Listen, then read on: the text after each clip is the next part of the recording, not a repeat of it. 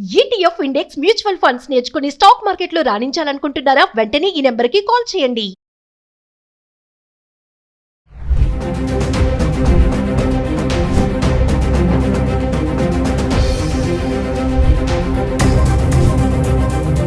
Hello viewers, welcome back to Suman TV. The great grandson freedom fighter Kanneganti Hanumantrao garu PhD in American Studies, అమెరికాలో ఉన్నటువంటి 12 యూనివర్సిటీస్లో expertise, అంతేకాకుండా centre for human security studies founder and executive director Ramesh Kanneganti గారు మనతో పాటు ఉన్నారు. సార్తో మాట్లాడదాం. నమస్తే సార్. నమస్తే నవీన గారు. నమస్తే సార్, ప్రెసెంట్ అమెరికాలో ఉన్నటువంటి సిచ్యువేషన్ గురించి మనం చాలా వీడియోలో మాట్లాడుకున్నాం. మన స్టూడెంట్స్కే కానీ అక్కడ ఉద్యోగాలు చేయాలనుకునే వాళ్ళకి ఎదురవుతున్నటువంటి సమస్యలు. చాలా మంది అబ్రాడ్ వెళ్ళి సెటిల్ అవ్వాలి, అక్కడే ఉండాలి, మంచి లైఫ్ చూసుకోవాలి అనుకుంటారు.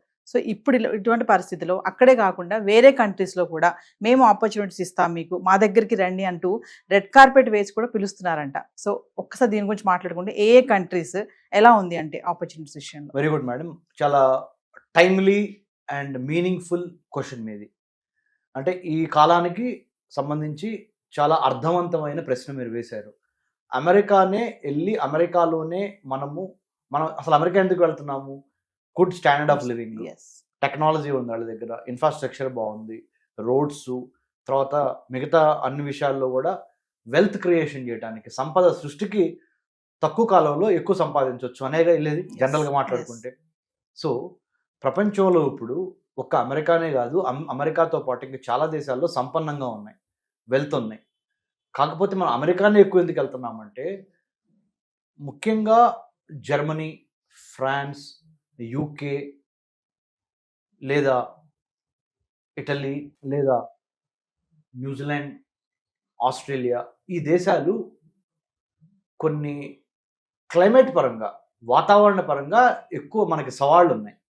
అమెరికా మనకి సెకండ్ హోమ్ అయిపోయింది. ఎందుకంటే చాలామంది ఇండియన్స్ ఉండటంతో పాటు నార్త్ అంటే అమెరికాకి ఈస్ట్ కోస్ట్న ఒక రకమైన క్లైమేట్, వెస్ట్ కోస్ట్ ఇంకో రకమైన క్లైమేట్, మిడ్ వెస్ట్ అమెరికాలో మధ్యలో ఇంకో రకమైన క్లైమేట్. ఈ క్లైమేట్స్ అన్నిటికీ మనం కొద్దిగా అలవాటు పడిపోయాం.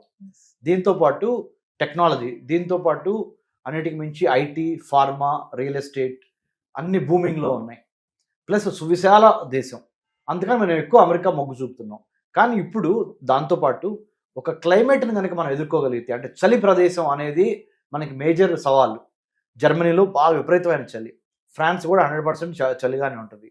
ఇంగ్లాండ్ అంటే చెప్పాల్సిన అవసరం లేదు, అది కూడా చలి ప్రాంతం. ఆస్ట్రేలియాలో చలి ఉండదు. కానీ ఆస్ట్రేలియాలో ఉన్న ప్రాబ్లం ఏంటంటే అత్యంత స్వల్ప జనాభా ఉంది, చాలా పెద్ద country.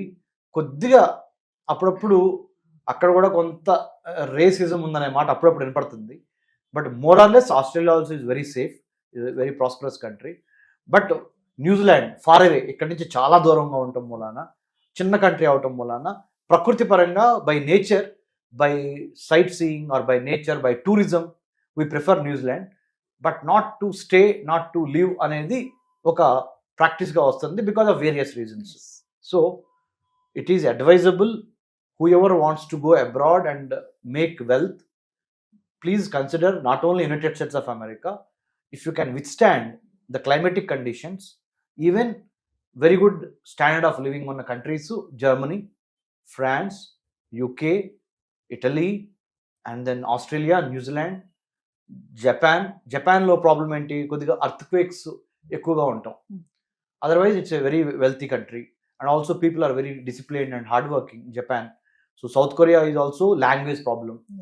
So America, because it speaks English language which we all can converse and communicate easily, we have been preferring United States of America. Otherwise also because of the climatic conditions also we prefer United States. But if you are little bit adventurous, little bit if you have the power to withstand these challenges, తప్పనిసరిగా all other countries also you can consider. అక్కడ settle అవ్వాలని కొంతమంది అనుకుంటారు sir, వాళ్ళకి PR ఈజీగా వచ్చే countries ఏమున్నాయంటే? Permanent residence ఈజీగా వచ్చే కంట్రీస్ ఇప్పుడు ముఖ్యంగా కెనడా, ఆస్ట్రేలియా, న్యూజిలాండ్ ఇలాంటి కంట్రీస్లో ఎక్కువగా వాళ్ళు the governments in that countries are trying to అంటే బెయిట్ అంటే ఒక రకంగా మనము they wanted to encourage our Indians to come and settle there, have permanent residency. But we have to wait and see to what extent our Indians like మన భారతీయులు ఎంతవరకు వెళ్తారు అనే దాని మీద మనం వేచి చూడాలి. ఎందుకంటే అమెరికా అయితే ఈజీ, అమెరికా అయితే నా సెకండ్ హోమ్ అనే ఒక ఫీలింగ్ ఎక్కువగా మనకు వచ్చేసింది. ముఖ్యంగా science, technology, engineering, mathematics and medicine స్టూడెంట్స్కి స్టెమ్ స్టూడెంట్స్ అంటారు. ఈ స్టెమ్ చదువుకున్న స్టూడెంట్స్కి ఎక్కువగా వాళ్ళ యొక్క ప్రతిభను చూపించే అవకాశము, ఎదగటానికి ఉపయోగపడే సాంకేతిక పరిజ్ఞానము, అన్నిటికీ మించి గొప్ప ఇన్ఫ్రాస్ట్రక్చర్ అమెరికాలో అవైలబిలిటీ ఉండటం మూలాన, English as a communicative language అవటం మూలాన we have been preferring United States of America. Otherwise, the whole world is a big football ground. If you have the knowledge, if you have the skill, you can play anywhere. Yes.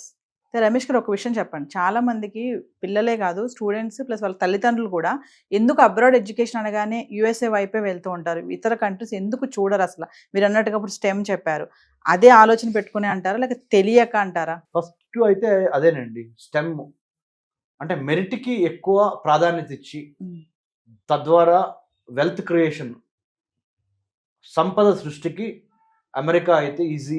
America అయితే మనకి తెలిసిన వాళ్ళు ఉన్నారు, ఎందుకంటే చాలా మంది ఇల్లు ఉన్నారు కదా, మన ఇంటి పక్క నుంచో లేకపోతే మన వీధిలోనో లేకపోతే మన టౌన్లోనో చాలా మంది వెళ్ళి ఉన్నారు. More over life, Liberty, pursuit of happiness అనే 3 సిద్ధాంతాలు అమెరికన్ కాన్స్టిట్యూషన్ ద్వారా అమెరికాలో వచ్చింది. ప్లస్ ల్యాండ్ ఆఫ్ ఇమిగ్రెంట్స్, ఎంతోమంది వలస వెళ్ళిన వాళ్ళు అమెరికాలో ఉన్నారు. It's land of immigrants, land of opportunities, భూతల స్వర్గం అని ఇట్లా ఏదైతే ఒక ఇమేజ్ ఉందో అమెరికాకి, ఆ ఇమేజ్ వన్ డేలో వచ్చింది కాదు. I have been to United States of America. I studied and I also taught in many US universities, worked in many places. Definitely amazingly beautiful country with multiculturalism and multi-climatic conditions and everything. But the only thing is, అమెరికానే ఎందుకు మొగ్గు చూపుతున్నాము అంటే ఈ కారణాల మూలాన, multicultural, multi ethnic, multilingual, plus technologically, intellectually, మెరిట్కి కూడా ప్రాధాన్యత ఉన్న దేశం కాబట్టి meritorious students, skilled students or skilled labour would like to go to United States of America. And also the American dollar, the dollar dream, సంపద సృష్టి, సంపాదించుకునే ఇది అక్కడ ఎక్కువగా ఉందనే ఈ కారణాలు కూడా వెళ్తున్నాము. అమెరికాలో సమస్యలు లేవా అంటే సమస్యలు ఉన్నాయి. అక్కడ కూడా మనకి ఇక్కడ కులం ఎట్లానో, మతం ఎట్లానో, అక్కడ వర్ణ వివక్షత అంటే colour difference, blocks versus whites, Hispanics అంటే లాటినోస్ ఆర్ ఏషియన్ అమెరికన్స్, అట్లా Cuban Americans, Italian Americans, Jewish Americans, అక్కడ కూడా చాలా విషయాలు ఉన్నాయి. అంటే కానీ అమెరికాలో ఇంతవరకు 1789 నుంచి వాళ్ళ వరకు చూసుకుంటే ఇంతవరకు అమెరికాలో ఒక లేడీ ప్రెసిడెంట్ రాలా అమెరికాకి. కానీ మనమైతే ఎంతోమంది చీఫ్ మినిస్టర్ని, ప్రైమ్ మినిస్టర్ ఇచ్చున్నాము. ప్రెసిడెంట్స్ ఇప్పుడు మన current president of India honourable Draupadi Murmu గారు, the farmer prime minister of India శ్రీమతి ఇందిరాగాంధీ గారు, many chief ministers, Mamata Banerjee గారి దగ్గర నుంచి, జయలలిత గారి దగ్గర నుంచి ఎంతోమంది చీఫ్ మినిస్టర్స్ మనకి women have played dominant role. America మరి the oldest democracy in the world, ప్రపంచంలో అతి పురాతన ప్రజాస్వామ్యం అమెరికా అనే పేరుకి. కానీ ఇంతవరకు ఒక మహిళ అధ్యక్షుడు కానీ అంటే అధ్యక్షురాలుగా కానీ అవ్వలేదు. So what does it mean? They also have to rethink about it. వాళ్ళు కూడా ఆలోచించాలి, పునరాలోచించాలి అమెరికన్స్. సో ఎనీవే, ఇండియాకు ఉండాల్సిన పాజిటివ్ పాయింట్స్ ఇండియాకు ఉన్నాయి, అమెరికాకు ఉండాల్సిన పాజిటివ్ పాయింట్స్ అమెరికాకు ఉన్నాయి, మన బలహీనతలు మనకున్నాయి, వాళ్ళ బలహీనతలు వాళ్ళకు ఉన్నాయి. బట్ ఇప్పుడు ప్రస్తుతం ప్రపంచీకరణ మళ్ళీ బ్యాక్ అవుతుందని చెప్పాను నేను. ఇదివరకు లిబరలైజేషన్, ప్రైవేటైజేషన్, గ్లోబలైజేషన్ ఉంది కదా. ఇప్పుడు ఏమైందంటే లోకలైజేషన్, లోకల్స్కి ఫస్ట్ ప్రాధాన్యత ఇచ్చిన తర్వాత ఎవరికైనా ఇవ్వాలి అనే ఒక సిద్ధాంతము, ఒక మైండ్ సెట్ ఇప్పుడు చాలా బలంగా ప్రతి దేశంలోనూ మనకు కనబడుతుంది.